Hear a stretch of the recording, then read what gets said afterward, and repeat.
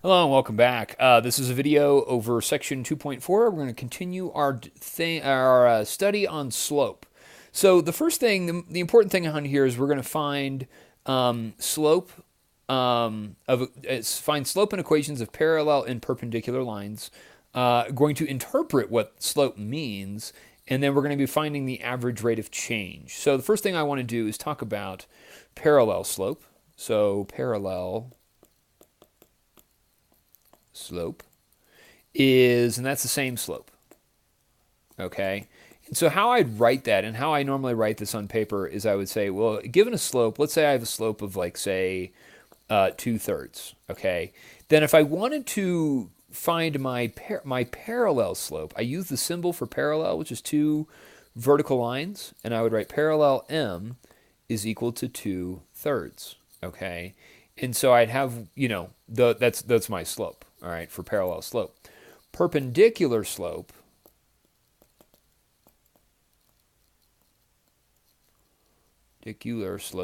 okay, that's the opposite reciprocal.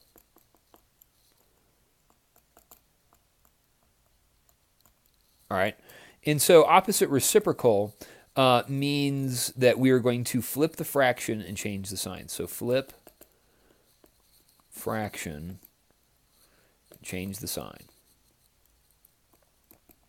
Okay, so when I do that, if I have like if I have a slope, we'll use the same slope, 2/3. M is equal to 2/3. If I wanted to find my perpendicular slope, what I would do is I would flip my fraction, 3/2, and change my sign and make this negative. Okay, and this is the slope that I would use to talk about a perpendicular line. All right, so let's go ahead and let's move down here and let's answer some of these problems. We want to write an equation of the line passing through the point -2, 5 and parallel to the line whose equation is y equals 3x plus 1. Express the equation in point slope form and slope intercept form. So what I want to do is I'm going to write down my point. All right, so I'm going to do the point, -2, 5. Okay. So -2, let me zoom out just a little bit. -2, 5. Okay, is my point. Now, given the equation y equals 3x plus 1, we can identify our slope from that equation. So I know that my slope is equal to 3. Now, we want a line that is parallel, so my parallel slope would also be 3, okay? So I have my slope, my parallel slope, okay? I have my point, which we'll call x1 and y1. Okay, and let's put this into point slope form at least first. So I've got y minus y sub 1 is equal to m times x minus x sub 1. So plug our values in. So I get y minus 5 is equal to 3 times x minus -2. All right, so then what this becomes, we're going to do y minus 5 is equal to 3 times x plus 2. All right, so we change subtracting a negative to adding. So I'm going to distribute my 3. So I get y minus 5 is equal to 3x plus 6. And then I'm going to add 5 to both sides. Okay, and so then I get that y is equal to 3x plus 11. And that would be the equation of our line that is parallel to the other one that passes through that point. Okay, now on this one, it wants us to find the slope of any line that is perpendicular to the line whose equation is this. So all it's asking us is to find the perpendicular slope, okay? And so let's do that. Let's first find the slope here. And for me to find the slope, I need to solve this equation for y. So I'm going to add 12 to both sides, okay? And I'm going to get x plus 3y is equal to 12. I'm going to subtract an x from both sides, all right? And so that's going to give me that 3y is equal to -x plus 12. Divide both sides by 3. Okay, and so I get that y is equal to -1/3 x plus 4. Now this is the equation, the same equation, and all I'm trying to do here is to identify my perpendicular slope. Okay, so I identify my first original slope as negative 1/3. Now what I want to do is flip my fraction and change the sign. So if I figured out what perpendicular slope is, it would be positive 3/1, which would just be positive 3. Okay, and that's my perpendicular slope, and that's what we're looking for. All right, so now, okay, on this part it says write the equation of a line passing through -2, -6, and perpendicular to this line here. Okay, express the equation in general form. All right, so let's do this. We already know what our slope is. Okay, we already know that our perpendicular slope to this equation is going to be positive 3. Now, it needs to go through the point -2, -6. All right, so I'm going to do -2, -6.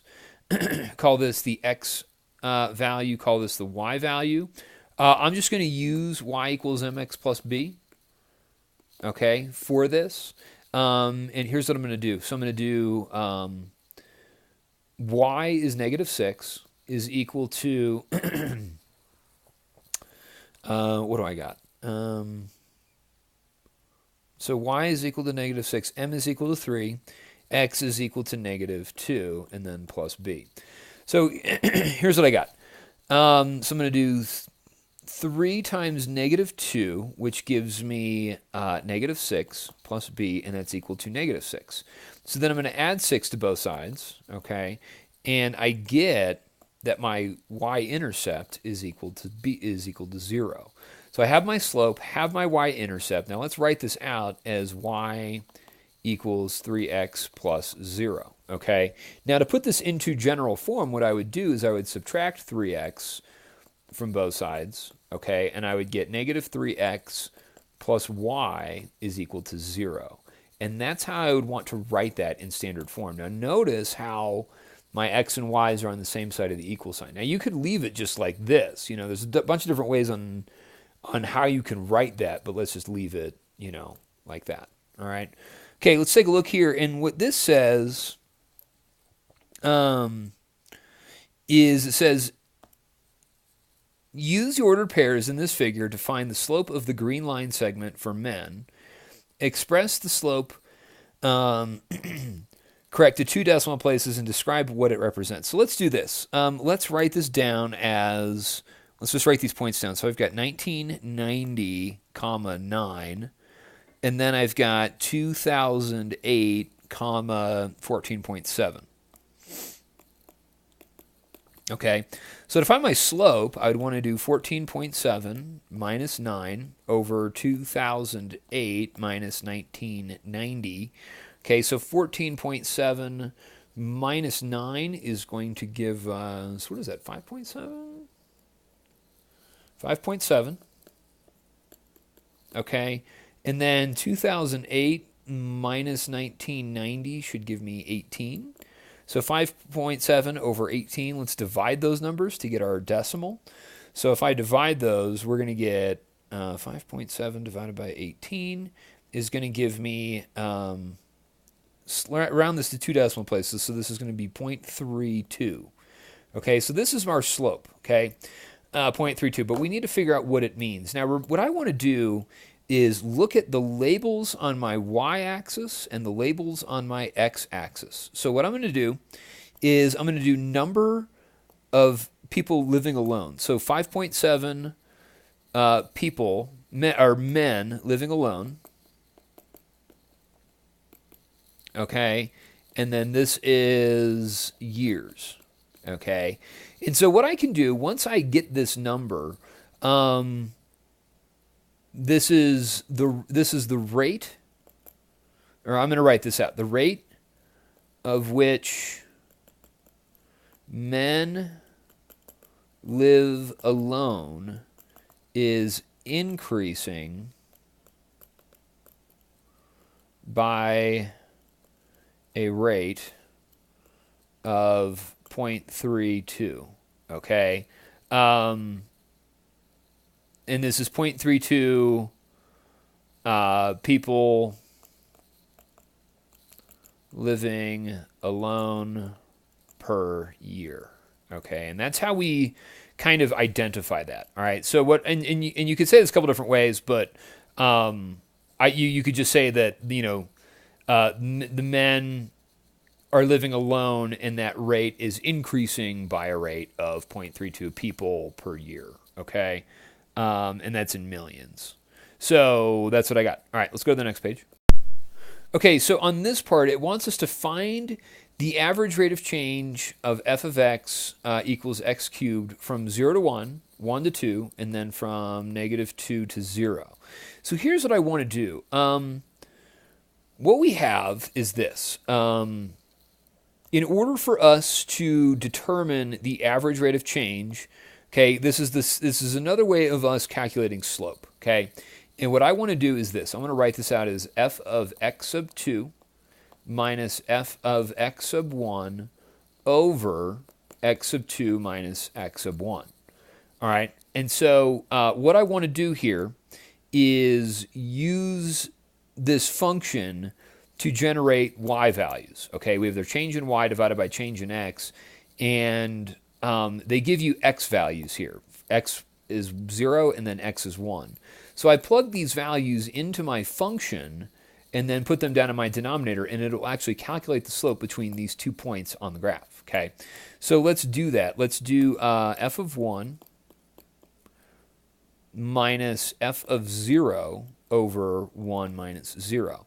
Now, calculating f of 1 is just 1 cubed, okay, which is just going to give us 1. And then f of 0 would be 0 cubed, which is just going to give us 0. So plugging these numbers back into here and here, we're going to get 1 minus 0 over 1 minus 0.